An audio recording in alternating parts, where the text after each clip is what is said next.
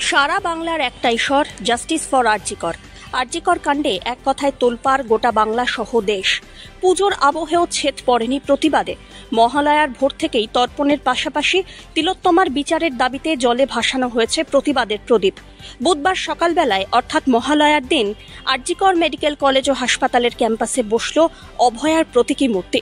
আর সেই মূর্তির সামনে দাঁড়িয়ে নতুন করে লড়াইয়ের শপথ নিলেন জুনিয়র চিকিৎসকরা। রোদ ঝড় জল উপেক্ষা করে চিকিৎসকদের আপোষহীন লড়াইকে কুর্নিশ জানাচ্ছেন সমাজের সকল স্তরের মানুষ। হাসপাতাল চত্বরে প্ল্যাটিনাম জুবলি হলের সামনে অধ্যক্ষের ঘরের কাছেই বসানো হয়েছে এই মূর্তিটি। নির্যাতিতার প্রতীকী ভাস্কর নাম দেওয়া হয়েছে সময়ের কান্না। মূর্তি প্রতিষ্ঠার অনুষ্ঠানে উপস্থিত ছিলেন হাসপাতালের নয়া সুপার সপ্তর্ষি চট্টোপাধ্যায় সহ চিকিৎসক এবং বিভাগীয় প্রধানরা। আমাদের একটি কি বলবো আর্তনাদ, প্রতিবাদ।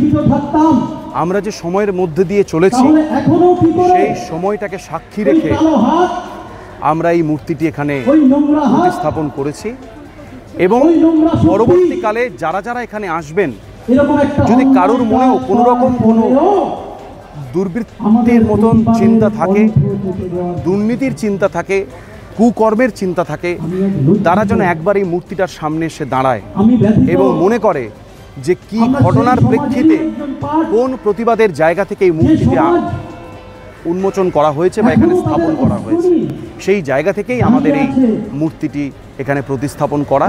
আমরা প্রথমে প্রিন্সিপাল স্যার এবং এমএসভিপি স্যারকে জিজ্ঞেস করি, ওনাদের মতামত নিই, ওনারা অনুমতি দেন, তারপরেই আমরা এই মূর্তিটি এখানে প্রতিস্থাপন করি।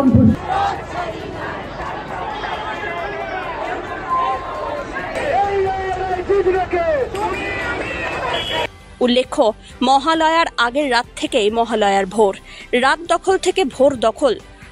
সাধারণ মানুষ প্রতিবাদে নেমেছেন পথে, স্লোগান দিয়েছেন জাস্টিস ফর আরজিকর। পথনাটিকা, বিভিন্ন শিল্পকর্মে মুখর হয়েছেন হাজার হাজার সাধারণ মানুষ থেকে বিশিষ্টরা। শহর থেকে জেলায় জেলায় সর্বত্র চলছে প্রতিবাদ। আর এবার প্রতিবাদের আরও এক মুখ আরজিকরের এই প্রতীকী মূর্তি। মূর্তি উন্মোচনের পর জুনিয়র চিকিৎসকরা গোলাপ ফুল নিয়ে আসেন নির্যাতিতার প্রতি সম্মান প্রদর্শন করতে। বিনা পারিশ্রমিকে প্রতীকী মূর্তিটি গড়েছেন শিল্পী অসিত সাঁই। পাশাপাশি মূর্তি প্রতিষ্ঠা করে বার্তা দেওয়া হয়েছে, কেউ যেন এই নারকীয় ঘটনার কথা ভুলে না যান। Bureau report, one India Bangla.